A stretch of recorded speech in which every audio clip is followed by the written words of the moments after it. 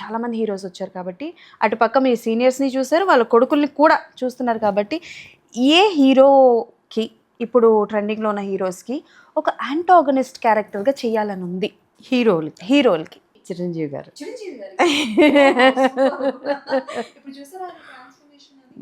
చూసాను. ఏం మీసాల పిల్ల.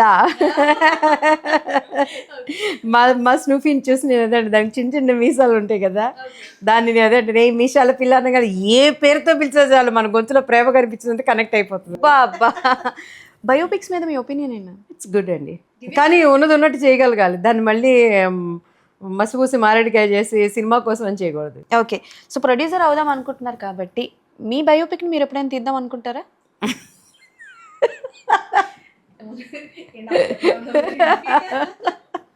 అంటే ఆ క్యారెక్టర్ చేసే వాళ్ళకి కొంచెం కష్టమైంది, ఎందుకంటే ఇంత యథార్థంగా ఉండగలగాలి, ఏది పోయినా కూడా పట్టించుకోకుండా ఉండే మైండ్ ఆ క్యారెక్టర్కి. డెఫినెట్గా ఏమో ఫ్యూచర్ ఉందంటే చేస్తానేమో. హీరోయిన్స్లో మీరు చాలా వరకు కీర్తి సురేష్ గారితో కలిసి నటించారు. అంటే సావిత్రి గారి లాంటి క్యారెక్టర్ మహానటిలో ఆవిడ చేసిన తర్వాత ఆవిడ దశ మారిపోయింది. అపార్ట్ ఫ్రమ్ కీర్తి సురేష్ గారిని పక్కన పెడితే హీరోయిన్స్లో మీరు బాపు గారు గీసిన బొమ్మలా వీళ్ళు ఉంటారు అని ఒక ముగ్గురు హీరోయిన్ పేర్లు చెప్పండి అని అంటే ఎవరి పేర్లు చెప్తారు ఇప్పుడున్న హీరోయిన్స్లో? ఇప్పుడున్న హీరోయిన్స్ అసలు పేర్లే గుర్తుండట్లేదు. ఇది మనకి తమిళలో రావాలి. ఏంది ఇవాళ వస్తున్నారు రేపు వెళ్ళిపోతున్నారు. అంటే మీకు గుర్తున్న వాళ్ళల్లో ఇప్పుడున్న వాళ్ళల్లో బాపు బొమ్మ గారి లాగా హైట్ చిన్న, అందరూ పొట్టి పొట్టిగా ఉంటున్నారు హీరోయిన్స్. ఆయనకు ఒడ్డు పొడుగు కావాలి. డెఫినెట్గా ముగ్గురు హీరోయిన్లో చెప్పాలా? పోనీ బాపు గారి బొమ్మలా కాకుండా కొంచెం కష్టం అవుతుంది కాబట్టి వాళ్ళ నటన మీకు బాగా నచ్చుతుంది అని ముగ్గురిని పిక్ చేసుకోండి. సాయి పల్లవి. ఓకే, నెంబర్ 1 నాకు ఆప్షన్ సాయి పల్లవి. ఎందుకంటే అమ్మాయిని నేను ఇష్టపడేది, తన ఫేస్కి మేకప్ నప్పదు. ఓకే, మేకప్ వేస్తే అమ్మాయి అంత బ్యూటీగా ఉండదు, కానీ మేకప్ లేకపోయినా హీరో అక్కడ ఎవరున్నా డామినేటింగ్ తన వైపు మలుచుకునే కెపాసిటీ తనకున్నది. యాజ్ ఏ ఆర్టిస్ట్గా నేను దాన్ని ఇష్టపడతాను. అండ్ ఆ తర్వాత సమంత ఇప్పుడు ఓల్డ్ క్యారెక్టర్ చేసింది చూసారా, లక్ష్మి గారు, ఓ బేబీ.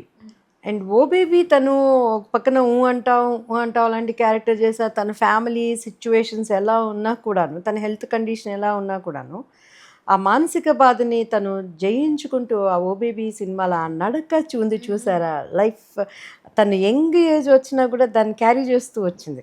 నాకు అది చాలా, అమ్మాయి ఎంత కష్టపడిందా అని అనిపించింది. సమంతని నేను బాగా ఇష్టపడతాను. అండ్ ఇంకా అంటే రష్మిక గారు.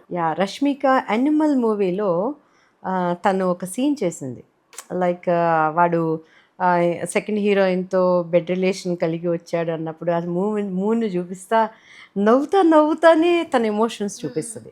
నవ్వుతా ఎంత న్యాచురల్గా చేస్తుందంటే ఆ అమ్మాయి, అది ఆర్టిస్ట్గా అది ఎంత కష్టమో నాకు తెలుసు. అంటే డైరెక్టర్ తన క్యారెక్టర్ అంత ఇన్వాల్వ్ చేయించాడు.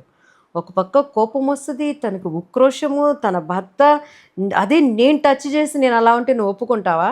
లాస్ట్కి నీ తండ్రి వల్లనే కదా నువ్వు మన ఇద్దరి మధ్య ఉన్న బాండేజ్ని కూడా తెంచుకొని వెళ్ళావు, అసలు నీ తండ్రే ఉండకూడదని నేను కోరుకుంటున్నాను అని చెప్పే సీను తను చేసిన పుష్ప అనే సినిమాల్లో డిఫరెంట్. కానీ ఆ ఎనిమల్ మీరు కావాలంటే చూడండి, ఆ సీన్ మాత్రం హైలైట్. ఆ అమ్మాయికి సినిమాలన్నీ ఒక ఎత్తు, అందుకే నాకు ఆ డైరెక్టర్ గారు అంటే చాలా ఇష్టం.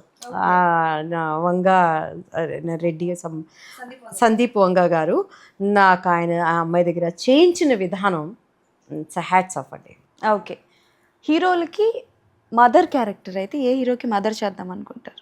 యంగ్ హీరోస్కి ఎవరికి మదర్ చేద్దాం అనుకుంటారు? నేనైతే ఎవరికి చేయాలనుకోవట్లేదు, ఎప్పుడో వాళ్ళకి పోటాపోటీగా చేయాలనుకుంటున్నాను. ఇంకా మదర్ ఏంటండి, మదర్ అంటే బాబు రారా, తినరా, తాగరా, పాలు తాగరా, మూడు దూసుకోరా, ఊరికి అలా తలుపు చాటరా, అలాంటి క్యారెక్టర్స్.